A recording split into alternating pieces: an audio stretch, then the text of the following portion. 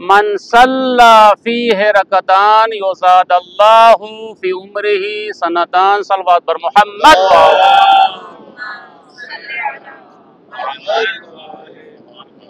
میری آواز آ رہی ہے آپ لوگوں تک؟ آواز آ رہی ہے؟ نعرہ حیدری۔ دیکھیں زائرین، ابھی ہم لوگ جس مقام پر، جس جگہ پر یہاں زیارت کرنے کے لیے آئے ہیں، یہ جو مسجد ہے اس مسجد کو مسجد سہلا کہتے ہیں۔ بالکل آپ اس دروازے سیدھا دیکھیں گے مسجد کوفہ نظر آئے گا، 2 کلومیٹر کے فاصلے پر مسجد کوفہ ہے۔ مسجد سہلا وہ مسجد ہے کہ جہاں امام رہیں گے، یہاں ان کا قیام ہوگا، اپنے اہل و عیال کے ساتھ اسی مسجد میں رہیں گے، اور مسجد کوفہ سے امام زمانہ حکومت کریں گے، دارالخلافہ قرار پائے گا امام زمانہ علیہ الصلوۃ والسلام کا جب ظہور ہوگا۔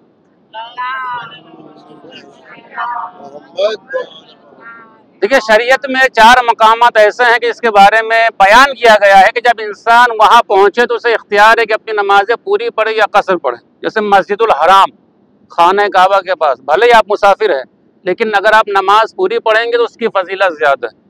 اسی طریقے سے مسجد نبوی، اس کے بعد مسجد کوفہ۔ مولا علی علیہ الصلوۃ والسلام فرماتے ہیں کہ مسجد کوفہ کے بعد جس مسجد کو سب سے زیادہ فضیلت حاصل ہے یہ ہے مسجد سہلا، کہ جس کی بہت زیادہ فضیلت ہے۔ ابھی مثلا یہاں اگر مغرب عشاء کا وقت ہو جائے تو مغرب کی 3 ہی پڑھیے گا، عشاء کی 4 رکعت۔ اسی طریقے سے مسجد کوفہ جائیں، اگر ہم لوگ وہاں نماز پڑھیں گے تو نماز وہاں آپ کی پوری ہے، اس لیے کہ اس جگہ کی بہت زیادہ فضیلت ہے۔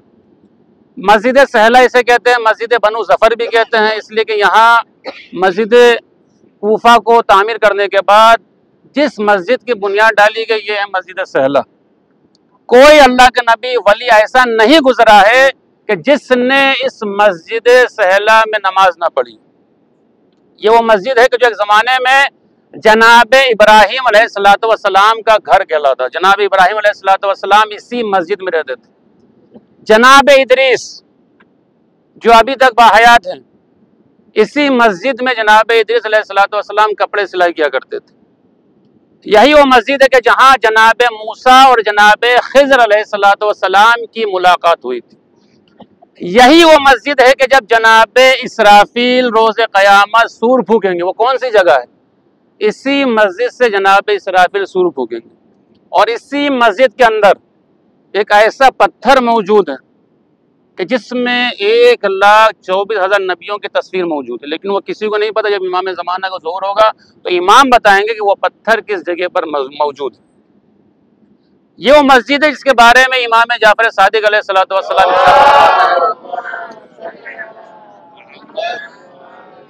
کہ جب امام زمانہ علیہ الصلوۃ والسلام کا ظہور ہوگا تو امام زمانہ علیہ الصلوۃ والسلام اسی مسجد میں اپنے اہل و عیال کے ساتھ قیام کریں گے، اسی مسجد میں امام زمانہ علیہ الصلوۃ والسلام رہیں گے۔ اور امام جعفر صادق علیہ الصلوۃ والسلام فرماتے ہیں دوسری حدیث میں کہ اگر کوئی انسان اس مسجد سہلا میں اعمال کو انجام دیتا ہے، اس لیے کہ ابھی ہم لوگ اندر جائیں گے، اس میں کتنے مصلی ہیں؟ 7 مصلی ہیں۔ پہلا مقام انبیاء اور صالحین، دوسرا مقام جناب ابراہیم علیہ الصلوۃ والسلام، تیسرا مقام جناب ادریس علیہ الصلوۃ والسلام، چوتھا مقام امام زمانہ علیہ الصلوۃ والسلام، 5واں مقام جناب خضر علیہ الصلوۃ والسلام، 6واں مقام امام زین العابدین علیہ الصلوۃ والسلام، اور مسجد کے بیچ میں بالکل سینٹر میں مقام ہے جسے مقام امام جعفر صادق علیہ الصلوۃ والسلام کہا جاتا ہے۔ یہ 7 مصلی ہیں، ہر مصلی پر 2 رکعت نماز پڑھیں، انشاءاللہ میں بتاؤں گا وہاں پر جیسے صبح کی نماز پڑھتے ہیں اسی طرح، یعنی 14 رکعت نماز ہے اور دعائیں اس کو پڑھ کر ہم لوگ بس کی طرف روانہ ہو جائیں گے، پھر وہاں سے ہم مسجد کوفہ جائیں گے، وہاں کے جو اعمال ہیں جو زیارتیں وہ کریں گے۔ امام جعفر صادق علیہ الصلوۃ والسلام ارشاد فرماتے ہیں کہ اگر کوئی انسان مسجد سہلا میں اعمال کو انجام دیتا ہے تو گویا اس کا ثواب اس طریقے سے ہے کہ اس نے پیغمبر اسلام کے ساتھ مل کر ان کے خیمے میں نماز اور اعمال کو انجام دیا۔ اتنی زیادہ فضیلت، اگر آپ اعمال کو یہاں انجام دیں تو آپ یہ تصور کریں کہ آپ پیغمبر اسلام کے ساتھ مل کر ان کے خیمے میں نماز اور اعمال کو انجام دیں۔ اور جس حدیث کو میں نے ابھی آپ کے سامنے بیان کیا، چوتھے امام زین العابدین علیہ الصلوۃ والسلام فرماتے ہیں، اس لیے کہ امام زین العابدین علیہ الصلوۃ والسلام نے اپنی زندگی کچھ ایام اسی مسجد میں بھی گزارے ہیں، لہٰذا اندر وہ مقام بھی موجود ہے۔ اور مقام اس جگہ کو کہتے ہیں کہ جہاں اللہ کے نبی یا ولی یا امام علیہ الصلوۃ والسلام اس جگہ پر آتے تھے، وہاں ان کا قیام رہتا تھا، وہاں رکتے تھے، نماز پڑھتے تھے، عبادتیں کیا کرتے تھے، لہٰذا اس وجہ سے اس جگہ کو مقام کہتے ہیں۔ امام زین العابدین علیہ الصلوۃ والسلام فرماتے ہیں، غور سے سنیے گا حدیث کو، کیا فرماتے ہیں کہ من صلی فیہ رکعتان یزاد اللہ فی عمرہ سنتان، کہ اگر کوئی انسان، کوئی زائر یا زائرہ مسجد سہلا پہنچے اور یہاں پہنچنے کے بعد اگر وہ صرف 2 رکعت نماز پڑھتا ہے تو ان 2 رکعت نماز کے بدلے میں خداوند عالم اس کے عمر میں 2 سال کا اضافہ کرتا ہے۔ 2 سال کا اضافہ۔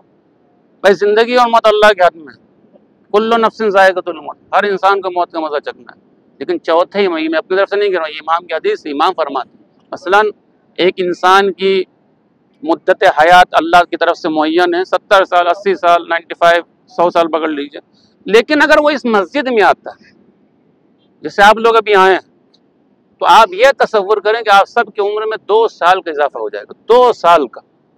خود میرا ذاتی تجربہ، یہاں پر بہت سارے زائرین مختلف ممالک سے، یورپ کنٹری، ہر جگہ سے، اس سے پہلے اسی رحمان ٹور میں ایک نوجوان بہار کا رہنے والا تھا، ہمارے ساتھی تھا، اس کے ماں باپ اسے یہاں زیارت کرنے کے لیے لے کر آئے، کینسر کے لاسٹ اسٹیج پر تھا وہ، ڈاکٹروں نے جواب دے دیا کہ نہیں بچنے والے۔ میرے ساتھی وہ نوجوان آیا تھا، میں نے یہاں کی فضیلت بتائی، تمام چیزوں کو بیان کیا، تو اس نوجوان نے اس مسجد میں نماز ادا کی، الحمدللہ ڈاکٹروں نے جیسے جواب دے دیا کہ آپ زیادہ دن نہیں رہنے والے ہو، بس جلدی سے دنیا سے گزر جانے ہو، لیکن الحمدللہ اس مسجد میں نماز ادا کرنے کی وجہ سے آج بھی وہ نوجوان باحیات ہے۔ تو یہ فضیلت ہے اس مسجد کی، اور امام فرماتے ہیں کہ اگر کوئی انسان مسجد سہلا میں دعا کرے، کیونکہ اب آپ لوگ آئے ہیں دعا کرنے کے لیے، مسجد میں آئے ہیں، امام کیا فرماتے ہیں کہ اگر کوئی انسان مسجد سہلا پہنچے اور یہاں خلوص دل کے ساتھ دعا کرے تو اس مسجد کے دروازے تک پہنچنے سے پہلے آپ کی حاجت پوری ہو جائے گی۔ یہ فضیلت ہے اس مسجد کی۔ بر محمد و آل محمد صلی اللہ علیہ وسلم۔